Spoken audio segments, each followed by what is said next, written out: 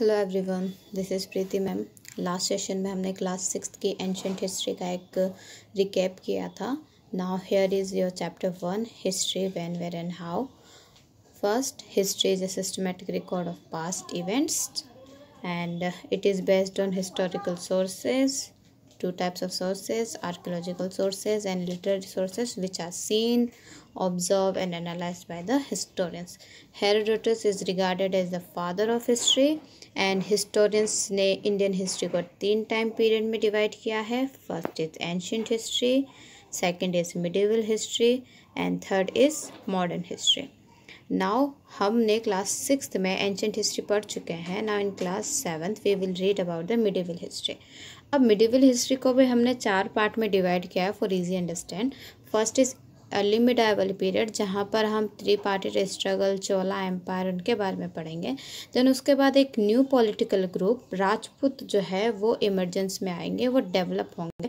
फिर वो राजपूत पीरियड कहलाएगा, जहाँ पे राजपूत रूल करते हैं दिल्ली के थ्रोन पर. देन उसके बाद जो लास्ट रूलर थे पृथ्वीराज चौहान, उनको हराकर मुस्लिम डायनेस्टी हमारे इंडिया में स्टार्ट होती है. और उन सब डायनेस्टीज़ के बारे में हम पढ़ेंगे दिल्ली सल्तनत में. फिर उस डायनेस्टी के भी लास्ट जो भी डायनेस्टी चल रही है दिल्ली सल्तनत में, उसके बाद फिर हमारे यहाँ पे मुग़ल्स आएंगे. और मुग़ल्स के पीरियड में ही हम देखते हैं कि हमारे देश में यूरोपियंस का जो अराइवल है वो होना स्टार्ट कर देता है. Now in modern history you will read about modern history in class 8. Then हम चैप्टर में नेक्स्ट टॉपिक हमारा होगा चैप्टर में सोर्सेज ऑफ हिस्ट्री. आसानी से जानते हैं आप, वो सारे क्लूज और एविडेंस जिसके बेसिस पर हिस्टोरियन हिस्ट्री लिखते हैं उसे सोर्सेज ऑफ हिस्ट्री कहा जाता है. इसे भी हमने 2 पार्ट में डिवाइड किया है. First is archaeological sources and second is literary sources. हमने क्लास 6 में भी पढ़ा था. बट क्लास 6 का जो एंशियंट हिस्ट्री है और क्लास 7 की जो मिडिवल हिस्ट्री है, उन दोनों के सोर्सेज में डिफरेंस है. बिकॉज एंशियंट हिस्ट्री में हमारे पास इतने रिटर्न रिकॉर्ड्स नहीं थे. ओके और जो भी थे वो सारे मैन्यूस्क्रिप्ट थे और पाम लीव्स पर, मेटल पर, इन पे क्लॉथ्स में, उनमें लिखे हुए होते थे. और नाउ इन 8th और 9th सेंचुरी पेपर डेवलप हो चुका था. और यहाँ पे जो भी हम लिटरेरी सोर्सेज देखेंगे वो सारे पेपर पर रिटर्न होंगे. और फर्स्ट इज़ आर्कियोलॉजिकल सोर्सेज और दीज आर मटेरियल एविडेंस. इसमें हम स्टडी करेंगे कॉइन्स की, मॉन्यूमेंट्स की, इंस्क्रिप्शंस की, स्कल्पचर्स, पेंटिंग्स, ये सारी चीज़ें. और लिटरेरी सोर्सेज में सारी रिटर्न टेक्स्ट होती है. इसमें हम क्रॉनिकल्स पढ़ेंगे, बायोग्राफीज पढ़ेंगे, ऑटोबायोग्राफीज पढ़ेंगे और ट्रांसलेटेड वर्क्स. जब सपोज किसी लैंग्वेज में लिखा हुआ है, किसी पर्टिकुलर लैंग्वेज में, उसको दूसरी लैंग्वेज में हम उसको ट्रांसलेट करते हैं, डेटा ट्रांसलेटेड वर्क. और क्रॉनिकल्स में हम पढ़ेंगे जो भी इवेंट का पूरा सिस्टमेटिक तरीके से हम पढ़ेंगे कि कौन सा इवेंट कब हुआ, उसके बाद कौन सा इवेंट हुआ, वो सारे. और बायोग्राफीज, किसी पर्सन के लाइफ पे जो बुक लिखी जाती है उसको बायोग्राफी कहते हैं. और अगर वो पर्सन अपने लाइफ के बारे में खुद ही लिखता है तो उसे ऑटोबायोग्राफी कहते हैं. ओके और उसके बाद हमारा नेक्स्ट टॉपिक होगा the medieval period, major developments.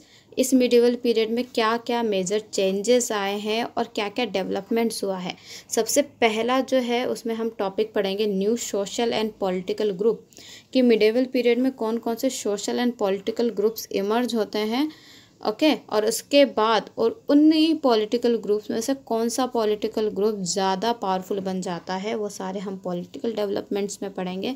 उसके साथ ही हमारे रिलीजन्स में भी बहुत सारे चेंजेस आते हैं. हिंदुइज्म में बहुत सारे रिफॉर्म आते हैं. भक्ति मूवमेंट चलता है के बारे में पढ़ेंगे हम, सूफी मूवमेंट के बारे में पढ़ेंगे. और साथ ही में मुस्लिम्स के इन्वेजन के साथ हमारे इंडिया में वन मोर रिलीजन का यहाँ पे अराइवल होता है, इस्लाम का यहाँ पे अराइवल होता है. उसमें भी हम सूफी मूवमेंट के बारे में पढ़ेंगे. सो बहुत सारे चेंजेस आते हैं हमारे सोसाइटी में, हमारे कल्चर में, हमारे रहन सहन में मिडाइवल पीरियड में. We will all read about this in this class 7th history. Okay let's read the chapter 1, history, when, where and how. Indian history is generally divided into the ancient, medieval and modern periods. Each of these periods has certain distinctive features determined by the various developments recorded in different walks of life during that period. इस period के दौरान different walk of life means society के जो अलग अलग जो levels हैं उसमें जो भी डेवलपमेंट्स रिकॉर्ड किए गए हैं उसी के द्वारा हर एक पीरियड का कुछ एक स्पेशल फीचर जो है वो डिटरमाइन किया गया है। डिस्टिंक्टिव मतलब special feature. In the previous class we studied the history of ancient period.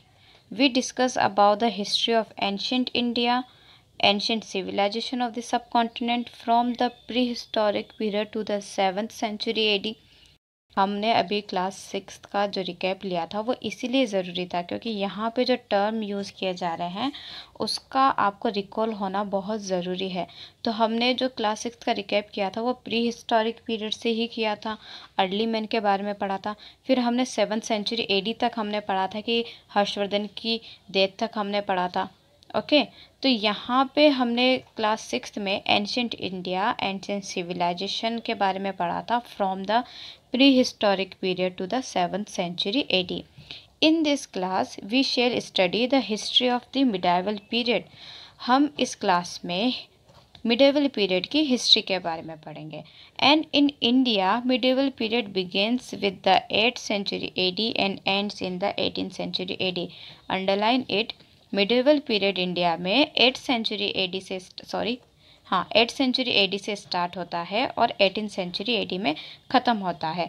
8th century कहने का मतलब है 701 AD से स्टार्ट होता है, ओके, और ख़त्म होता है 18th century AD तक, 1800 तक।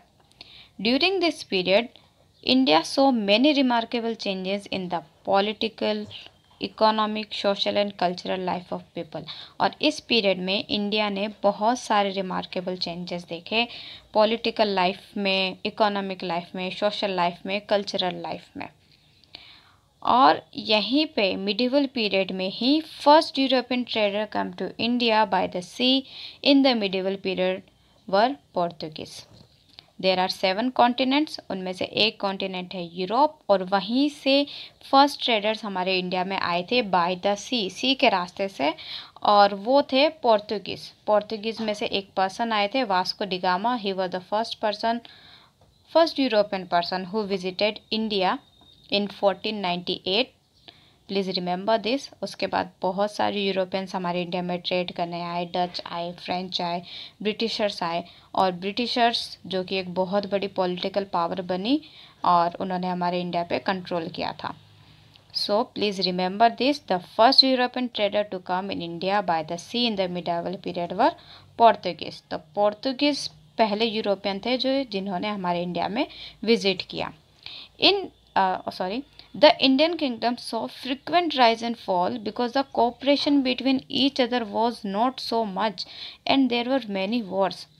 इंडियन किंगडम्स जो थे उन्होंने लगातार राइज एंड फॉल देखा बिकॉज उनके बीच का जो कोऑपरेशन है, एक दूसरे के साथ जो उनका कोऑपरेशन था वो ज़्यादा नहीं था और अच्छा नहीं था, और बहुत सारे उन्हें वॉर देखने पड़े। There were many wars. हम इसके बारे में आगे पढ़ेंगे। Now second topic is sources of history. Clues and evidence on the basis of which we write history are known as sources। History use different type of sources to learn about the past। Historians different type के sources use करते हैं to learn about the past। The source they choose depend upon the period of their study and the nature of their investigations। जो भी sources वो choose करते हैं वो depend करता है उनकी स्टडी पर और वो क्या इन्वेस्टिगेशन कर रहे हैं उसके नेचर पे डिपेंड कर रहा है, क्या खोजबीन कर रहे हैं। इन्वेस्टिगेशन मतलब खोजबीन करना। लाइकवाइज एंशिएंट पीरियड के जैसे ही the sources of period can also be divided into archaeological and literary sources.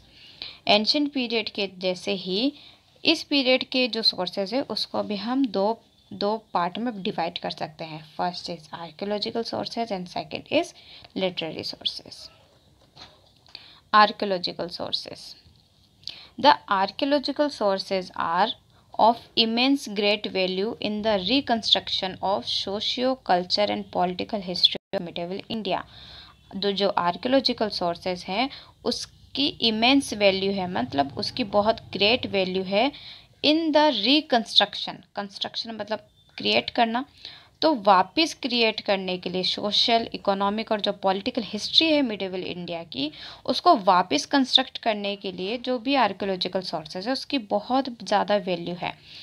Monuments, inscriptions and the coins of this period are a valuable source for reconstructing dates of historical events।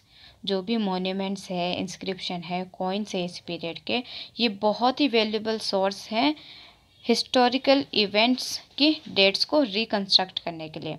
They also give an idea of the economic condition of that period, और ये हमें उस period की economic condition के बारे में भी idea प्रदान करते हैं। First is monuments. Monuments like tombs, fort, mosque, temples provide a lot of information about the period. Monuments जैसे कि tombs है, मकबरे, फोर्ट, मॉस्क, मस्जिद, टेम्पल, ये सारे बहुत सारी इंफॉर्मेशन प्रोवाइड करते हैं पीरियड के बारे में। और the Brihadeshwara temple at Tanjore Tamil Nadu में है। The Jain temple at mount Abu Rajasthan. Taj Mahal Agra Uttar Pradesh. Red fort Delhi. ये सारे एग्जाम्पल हैं मिडिवल आर्किटेक्चर के। और जितने भी मोन्यूमेंट्स हैं वो हमें बताते हैं कि वो कौन से आर्किटेक्चर स्टाइल में बने हुए हैं, कौन से किंग ने उन्हें बनाया है, कौन से टाइम में उन्होंने बनाया है, और उस मोन्यूमेंट में कौन सा वो मटेरियल यूज़ कर रहे हैं, कौन सा जो भी टेम्पल बना है वो कौन से गॉड को डेडिकेटेड है, उस समय कौन से सोशल एंड कल्चरल प्रैक्टिस वगैरह उस समय उस पर्टिकुलर पीरियड में फॉलो करती थी। ये सारे जो चीज़ें हैं हमें मोन्यूमेंट्स के द्वारा पता होती है। और जो बृहदेश्वर टेम्पल है तंजौर का, सच ए मैग्निफिसेंट टेम्पल एंड पूरा ग्रेनाइट से बना हुआ है। आप आज गूगल करके इनकी पिक्स वगैरह देखना। सच ए वंडरफुल टेम्पल। ओके। और ताजमहल के बारे में तो आप जानते ही हैं, 7 वंडर में से एक है।